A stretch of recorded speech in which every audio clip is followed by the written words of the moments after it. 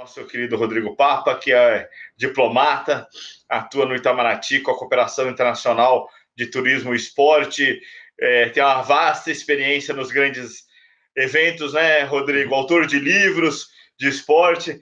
Bem-vindo, Rodrigo Papa. Obrigado, Ricardo. Vocês me ouvem? Perfeitamente. Então, perfeito. Obrigado.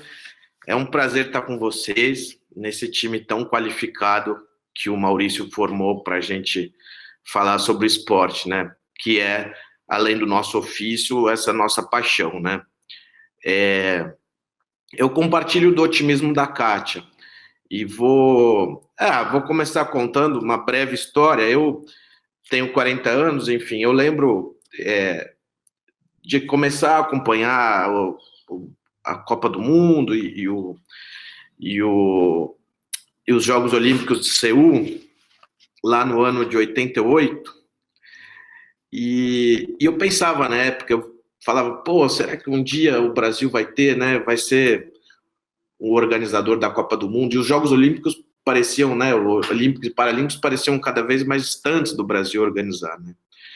E, enfim, muitos dos que estão aqui nessa sala são dos grandes responsáveis por terem organizado esses dois eventos, né, que foram fantásticos para o nosso país, né, para o orgulho do brasileiro, para a paixão do brasileiro pelo esporte, enfim, para a infraestrutura nossa do esporte. Então, eu realmente, valorizo demais isso, né, porque eu lembro quando eu era criança, eu achava que seria algo inatingível, né, que ali nos anos 80, para mim, ter o Brasil aí como host aí de um grande evento do porte dos Jogos Olímpicos e Paralímpicos ou da Copa do Mundo seria impensável, né? Então, temos que valorizar demais aí tudo que foi feito aí no esporte brasileiro, né, nesses últimos 20, 25 anos.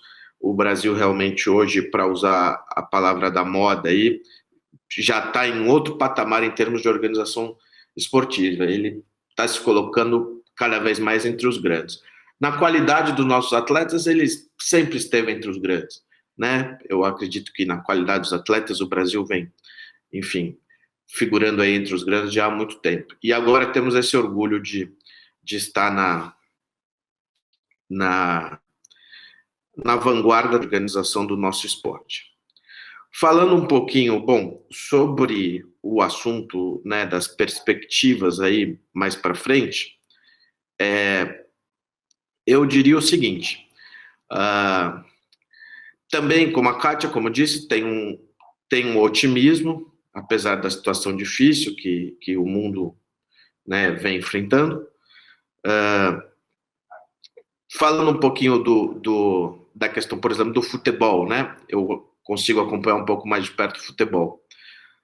Acho sim que com muito cuidado, com muito vagar, podemos sim, em algum momento, adotar o que os países europeus vêm adotando para voltar ao futebol sem público, obviamente.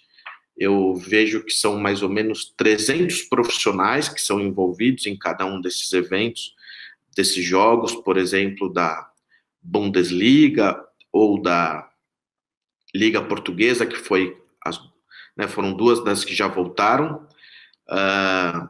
Tem aí, voltando esses dias, a Liga Espanhola e a Liga Inglesa, né, que é a liga mais rica do mundo hoje do futebol.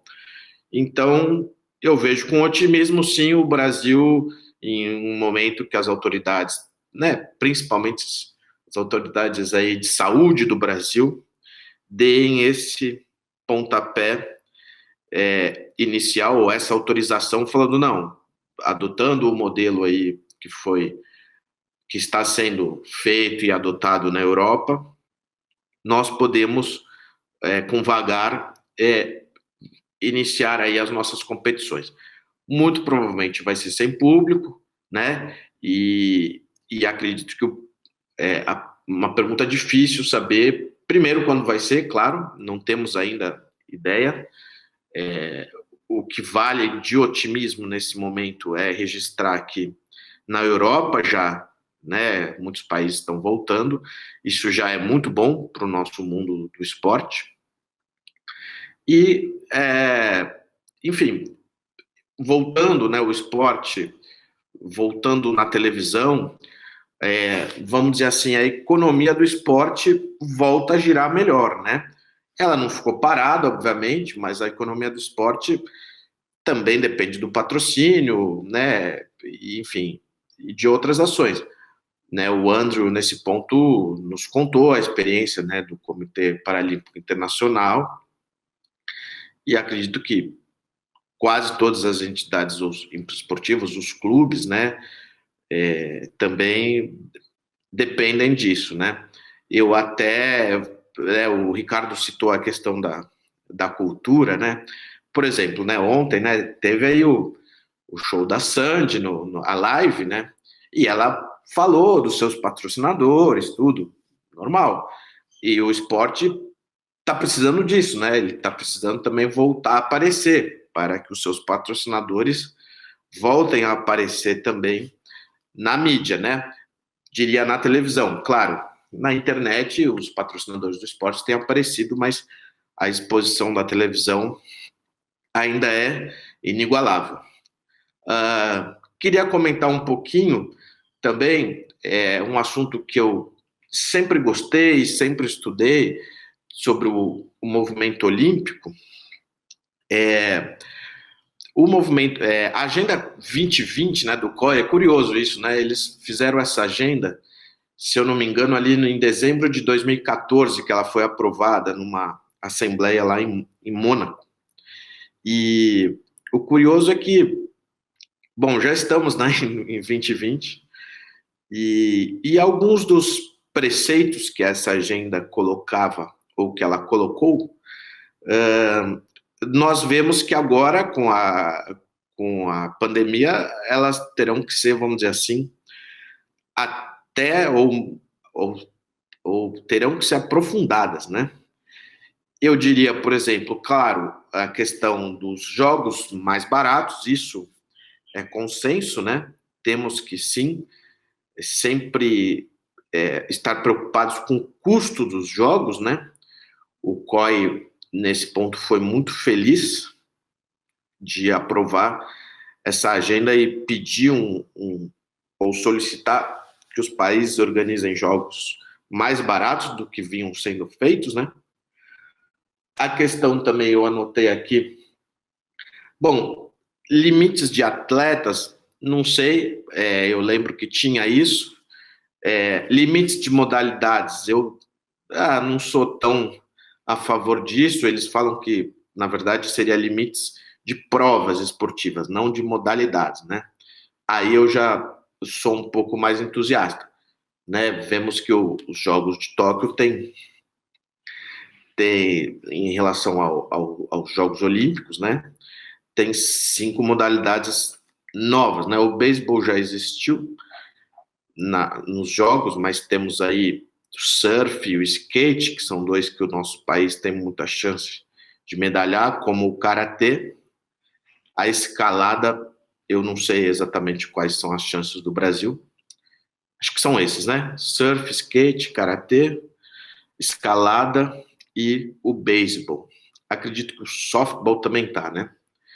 E também eu não saberia dizer das chances do beisebol, do softball brasileiro.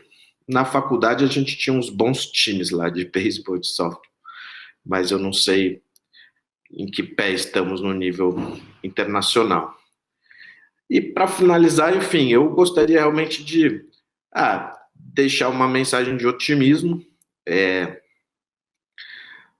Como disse, acho sim que aos poucos nós podemos, ou os dirigentes esportivos principais do Brasil podem começar já a elaborar e se valer do que está sendo praticado na Europa para pensar o momento certo de voltarmos aí com as atividades esportivas, sempre com muito cuidado, né?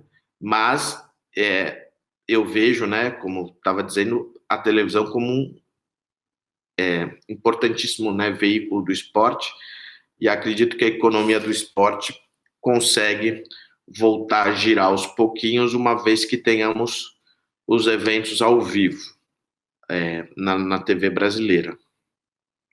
Em relação aos Jogos Olímpicos, enfim, fico com o que... E os Jogos Paralímpicos, fico com o que já foi dito. É uma incerteza, né? O Andrew disse, é uma incerteza, é um túnel que ainda não sabemos quando podemos sair, mas temos, enfim, que sempre ter esse otimismo e pensar que as coisas, né, até, vamos dizer assim, como disse o Bernard na live de segunda-feira, até a primavera, né, em Tóquio, em 2021, já tenhamos aí melhores notícias para que os Jogos sejam confirmados, né, os Jogos Olímpicos e depois os Jogos Paralímpicos. É isso aí, agradeço então a todos aí, Ricardo, Andrew, a todos, Kátia, um grande abraço a todos. Obrigado, Rodrigo, pela sua reflexão. Você que tem aí um papel importante para todo o esporte brasileiro no Itamaraty e sempre é uma pessoa muito disponível, né? Já ajudou o esporte brasileiro aí em tantas situações.